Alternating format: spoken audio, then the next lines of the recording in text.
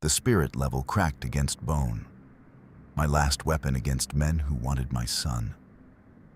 The document in my fist wasn't a deed, but a pre-signed adoption petition with my sister's name.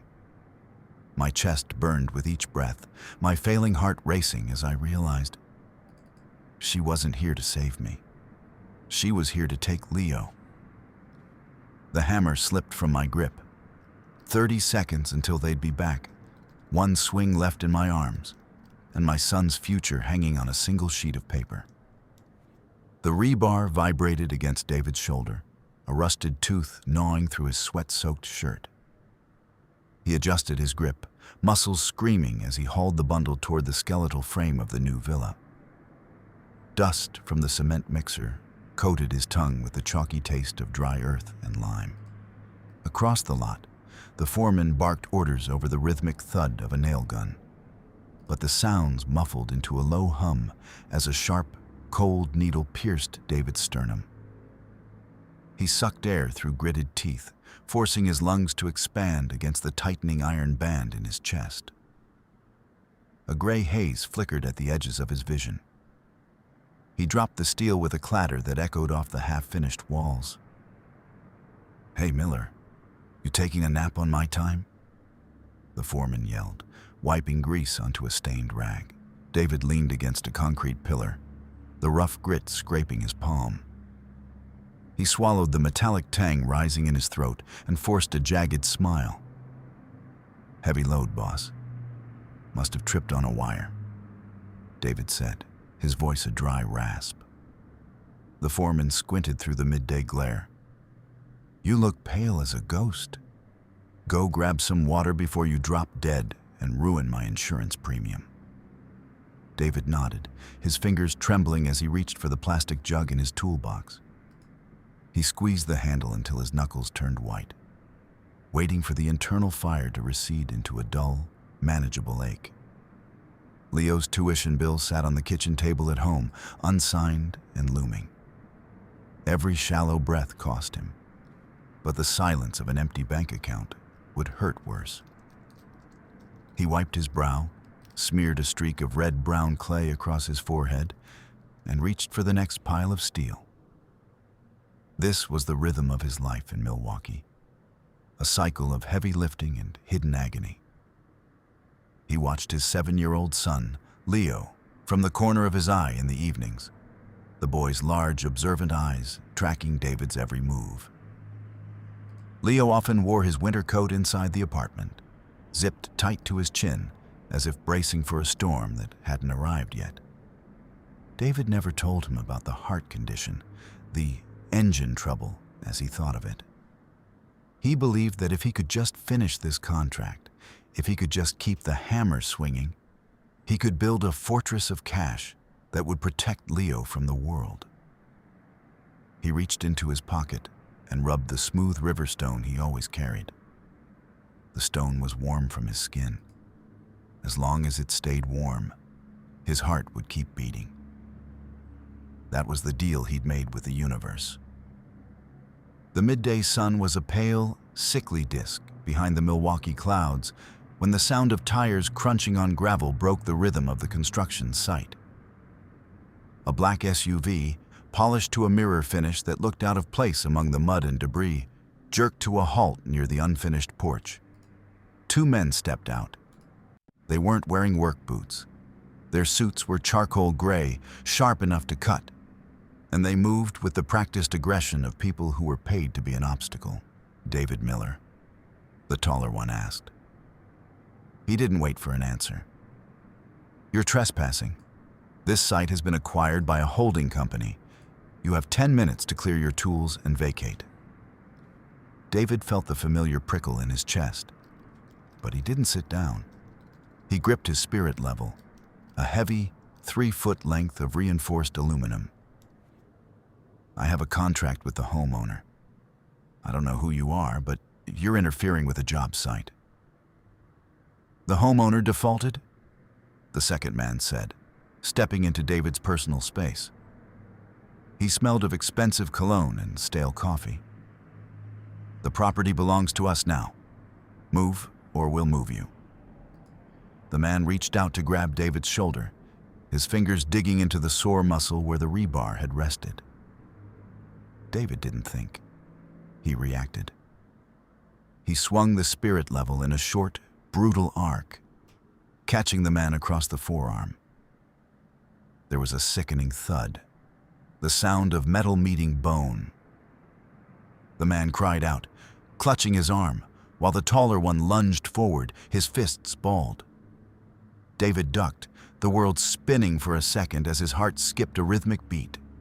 But he used the momentum to shove the heavy level into the taller man's gut. As the attackers scrambled back toward the SUV, cursing and nursing their bruises, a folder fell from the taller man's side pocket, landing in the churned-up mud. David lunged for it, his fingers closing around the cold plastic, just as the SUV's engine roared to life. They peeled away, spraying gravel against the plywood siding. David stood there, gasping for air, his hand trembling as he shoved the folder under his shirt, subverted. David leaned against the raw timber frame of the house, his lungs burning. He felt a surge of grim satisfaction. He'd won. He had their documents, the proof of who was trying to muscle him off his livelihood. This was the break he needed. With these papers, he could go to the police or a lawyer. He could prove harassment. He felt a rare spark of hope. For once, he was the one holding the cards.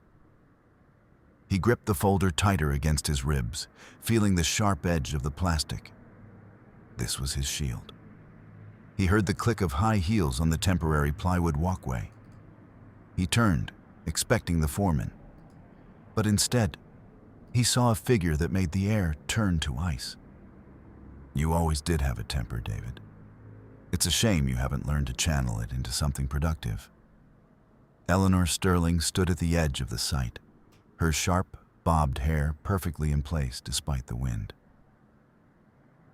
She was counting under her breath. 14, 16, 18. As she stepped over the puddles, she stopped exactly 2 feet away from him, her eyes like polished glass. Eleanor, David rasped. What are you doing here? I heard there was an incident, she said, her voice a curated melody of concern and coldness. I came to see if you were all right. You look gray, David. Truly unwell. She reached out as if to touch his arm, her movements fluid and sisterly. David felt his guard drop just an inch. Despite the years of silence, she was still family. Maybe she'd seen the black SUV. Maybe she was here to offer the legal protection her firm was famous for. I'm fine. Just some thugs trying to pull a scare tactic. I'm sure, Eleanor whispered. She leaned in closer, smelling of lilies. But the neighbors saw the fight, David. They saw you attack 2 men with a weapon. They've already called it in. A man with your medical history shouldn't be engaging in such violent outbursts. It looks so unstable. She patted his chest, right where the folder was hidden. Her smile didn't reach her eyes. I didn't come here to argue, David. I came because I'm the one who bought the debt on this house, and the debt on your shop, and your medical arrears.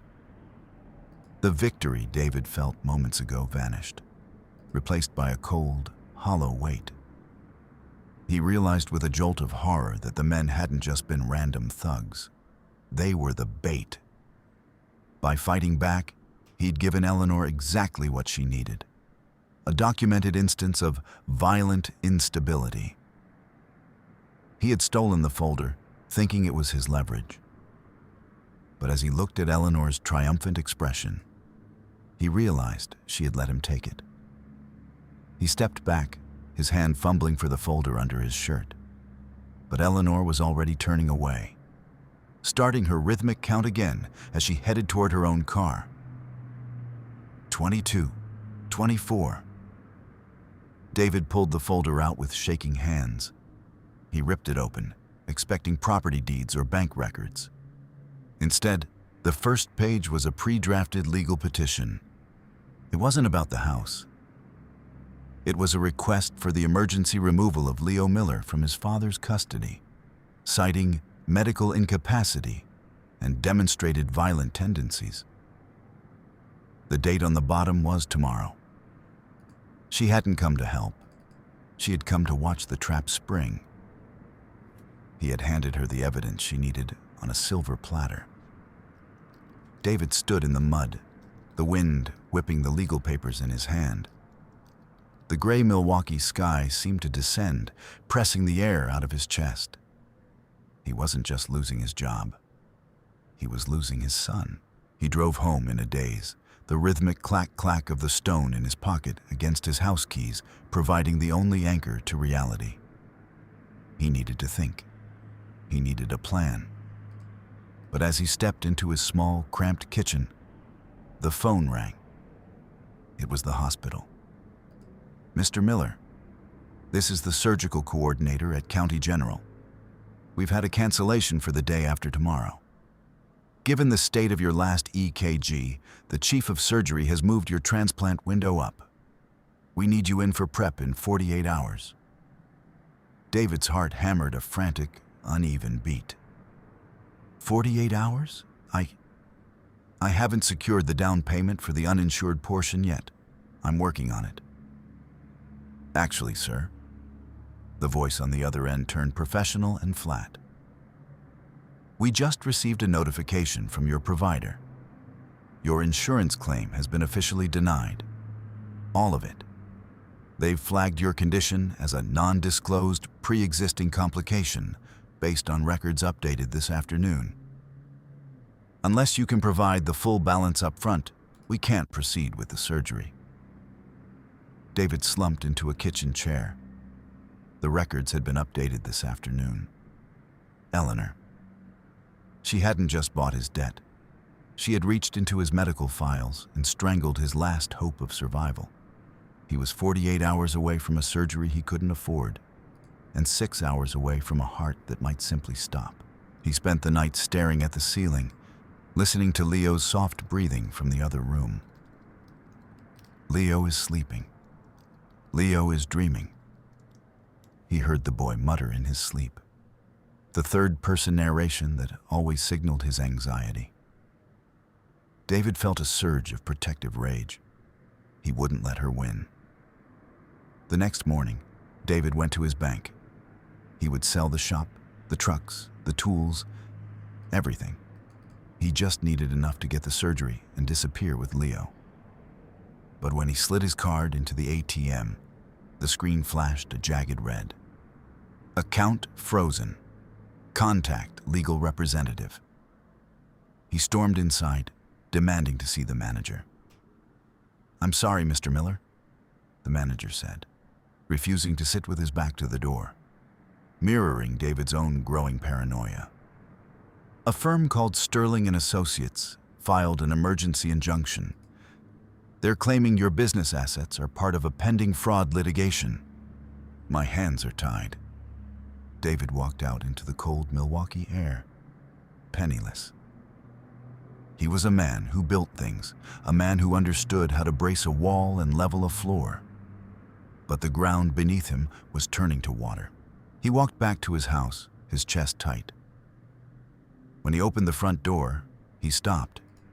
The air smelled of bleach, sharp, stinging, and wrong. On the dining table, where Leo's homework usually sat, there was a single white lily in a glass vase. He hadn't bought it. Leo couldn't have. It was a message. A funeral flower in a living room. He grabbed his carpentry mallet from the tool bag by the door, his knuckles white. He needed to get Leo. He needed to get out. But as he stepped back onto the sidewalk, a shadow detached itself from the alleyway. It was Michael Davis, Eleanor's enforcer.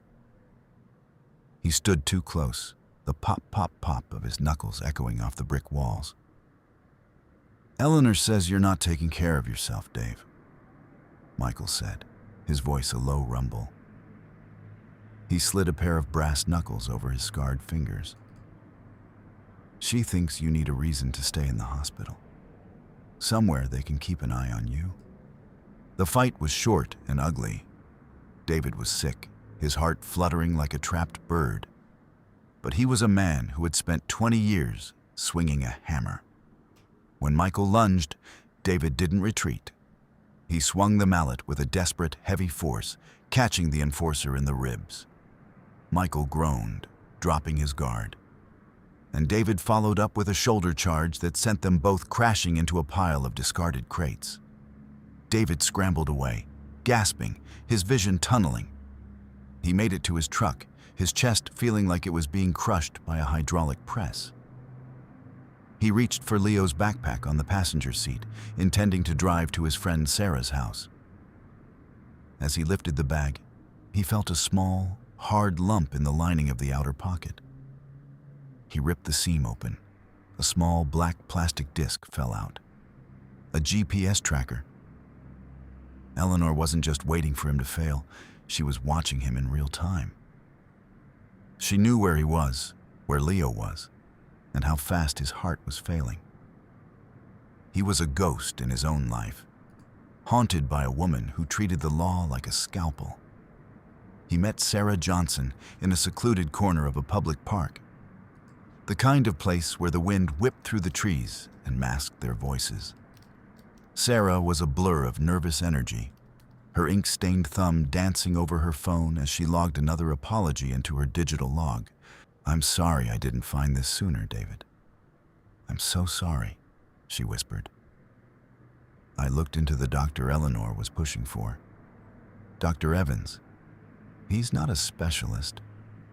He's a disgraced surgeon who lost his license in Illinois for taking bribes to falsify medical outcomes. He's on Eleanor's payroll. David, she's not trying to save you. She's trying to keep you in a controlled environment until you sign the surrender papers. If you go into that clinic, you're never coming out. David rubbed the stone in his pocket. It felt cold for the first time. She wants me to sign away my son before I die. That's the plan. It's worse, Sarah said, her voice trembling. She's not just waiting for you to die. She's ensuring you're legally dead the moment that pen hits the paper. The clinic she's sending you to? It's a holding cell with a stethoscope. David looked at the gray horizon. He had 6 hours of strength left, maybe less. He could feel the fluid building in his lungs, the metallic taste of blood rising in his throat. "I need to go to the press," David said. "Robert Clark. He owes me for that roofing job I did for his mother. He's a good man. If the city sees what she's doing, she can't hide behind the injunctions." He met Robert in the darkened parking lot of the hospital. The journalist looked like a man who had spent too long looking over his shoulder. He wouldn't sit in his car. He stood against the concrete pillar, eyes darting to the entrance. "I have the folder, Robert," David said, handing over the documents he'd stolen, the ones Eleanor had let him take, supplemented by the notes Sarah had gathered. "It's all here.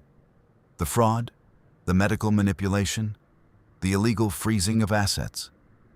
It's a predatory takeover of a human life." "This is big, David," Robert whispered, flipping through the pages by the light of a flickering street lamp. "This could ruin her. I'll get it to the editor. We'll run it on the front page of the digital edition in an hour. Just hold on. Don't sign anything." Subverted. David watched Robert drive away, a flicker of genuine relief warming his chest. This was the right move. In the age of viral news, Eleanor's wealth couldn't stop the truth once it was out in the wild. Public pressure would force the insurance company to blink. The hospital wouldn't dare deny him surgery with the world watching. He felt a sense of competence he hadn't felt in months. He had used the system against a master of the system. He walked toward the hospital entrance, his step almost light, planning how he'd tell Leo that they were going to be okay. He sat in the waiting room, watching the clock. 30 minutes, 45. His phone buzzed. A news alert? He opened it, his heart skipping a beat in anticipation. The headline wasn't about Eleanor Sterling. It was a press release. Sterling Holding Group acquires Milwaukee Gazette in major media merger. David's phone rang. It was Robert. The journalist's voice was a broken whisper. David, I'm so sorry. They came in 10 minutes after I got back. New management. They seized my laptop. They deleted the files, David. All of them. And they fired me. They had the paperwork ready before I even walked through the door. David felt the world tilt. He realized with a sickening clarity that by giving the folder to Robert, he hadn't exposed Eleanor. He had delivered the last pieces of evidence she didn't already control directly into her hands. He had told her exactly who his allies were.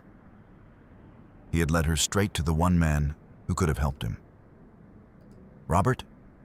David asked, but the line was dead.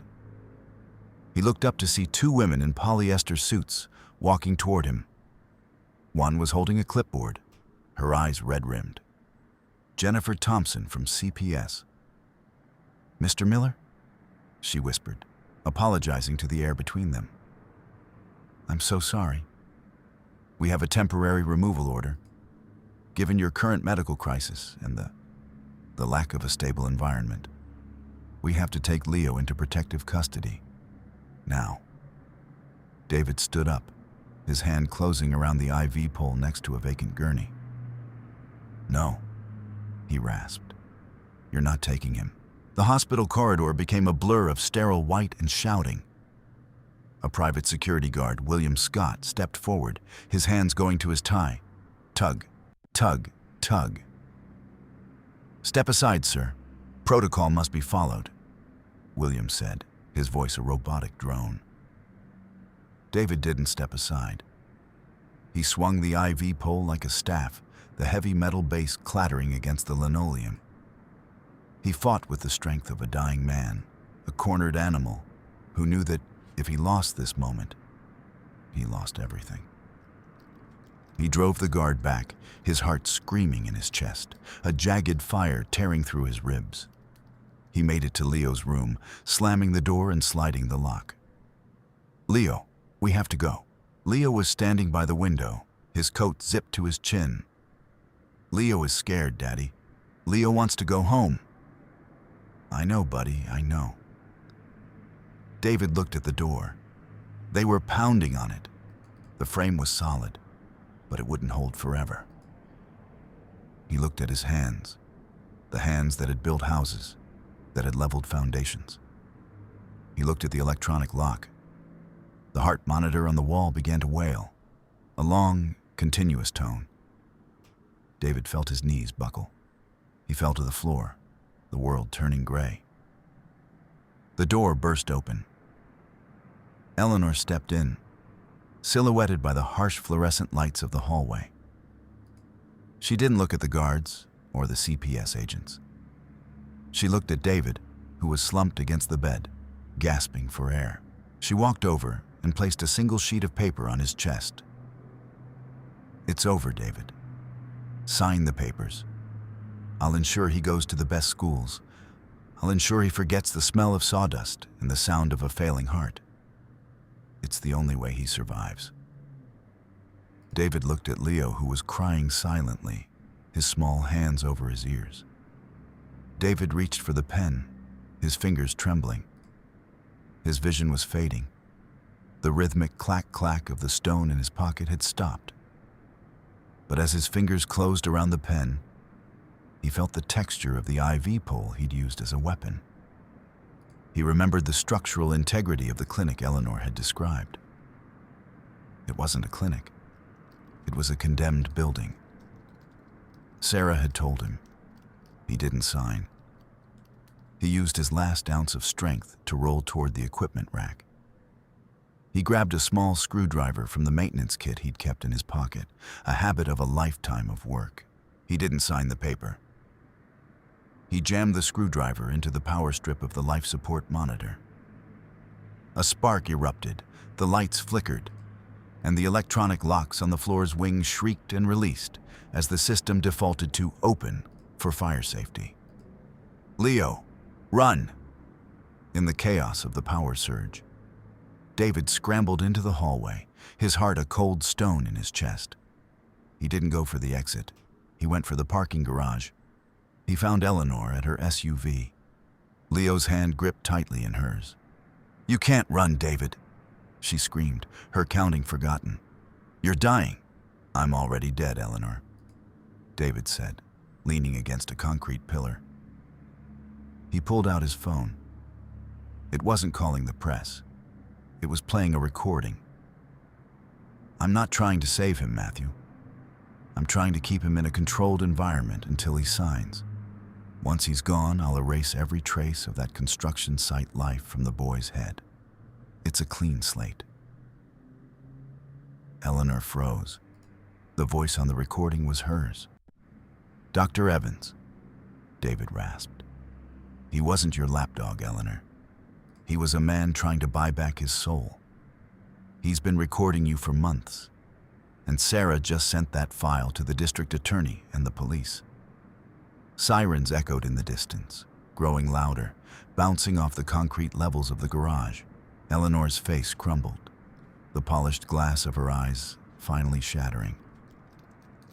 You ruined it. I was going to give him everything." "You were going to give him a cage," David said. He fell to his knees as the police cruisers swerved into the garage, their blue and red lights dancing on the ceiling. He saw Sarah running toward him, her phone discarded, her hands reaching out. "David, stay with me." He let the stone fall from his pocket. It clattered on the concrete, a small, gray thing that had served its purpose. He didn't need to hold it anymore. A year later, the sun was warm on David's back. The scent of fresh cedar sawdust filled the air, a sweet, wholesome smell that made him close his eyes and breathe deep. His new heart beat with a steady, powerful rhythm, a gift from a stranger that he treated with the reverence of a holy relic. He stood in his backyard, holding a hammer. He wasn't building a villa or a shop. He was finishing the roof on a playhouse. It was perfect, level, braced, and built to last 100 years. Leo was inside, his coat finally off, his laughter ringing out across the grass. He wasn't narrating his life anymore. He was living it. David wiped a smudge of dirt from his forehead and looked at the house. It wasn't a fortress. It was just a home. And for the first time in his life, the foundation was solid.